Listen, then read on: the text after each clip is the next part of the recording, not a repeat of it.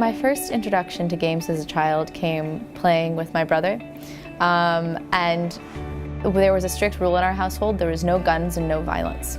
So our experience was more along the Mario line of things, the GameCube, the tamer, less real world, more fantastical world sort of things. But yeah, so I played with my brother and our friends. We had a set of friends who were the same age as us, and we spent hours and hours and hours playing Mario Party and Mario Kart and all of those things. And I think as a kid, definitely, games allowed me to be more creative, and they allowed me to think about the world in a different way.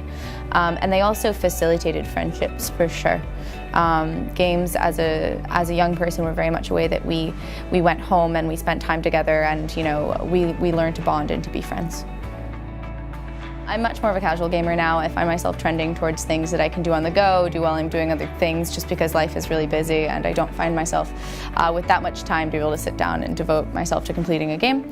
But yeah, I'm always really into our games, honestly. I still love playing 1010 and Merged and 6. I've been really into a couple games that might be coming up for us, but I can't really tell you the details of those yet.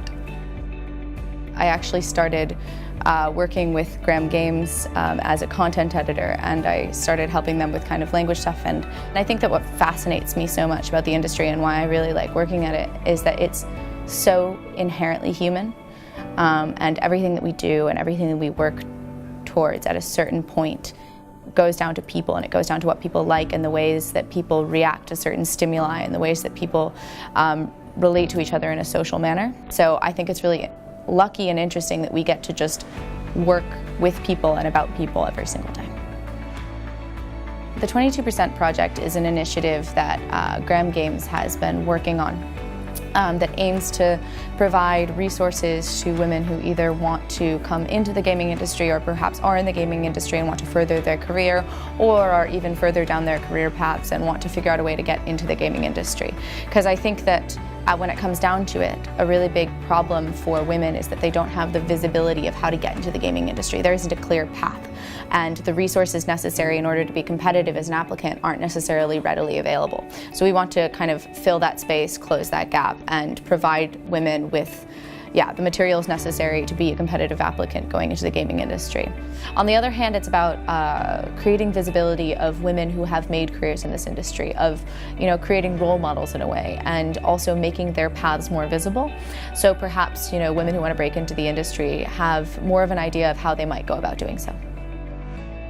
The reality is representation is hugely skewed. So depending on what report you look at, IGDA is at 23 now, I believe. Yuki is at 19% female representation in the industry, and that's not even looking at what people are working in. And so I think that the issues that need to be addressed are more systematic. It's making sure that people look to choose a career in gaming. That it's not. I don't think that the problems in this industry, though imagery is a problem, though advertisement is a problem when you're using sexist imagery, I think that the real problem for actually getting women into the industry is that they just don't really see gaming as a possible career path, and we need to increase the visibility for that. I think it's incredibly important to have women in this industry and in any industry. Not only are women half of the customer base, so depending on, again, what study you look at, it's either 48 to 52% of gamers are women. And so it is a business imperative in itself to have teams that reflect the customer demographic.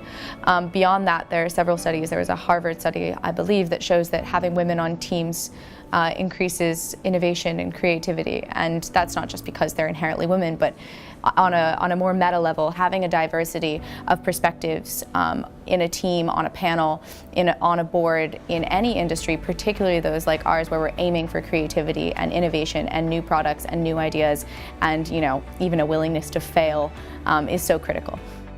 If I were to meet a young girl who said she wanted to go into the games industry, I would tell her to raise her voice, to not take no for an answer, and to push for products and ideas and changes that she believes in.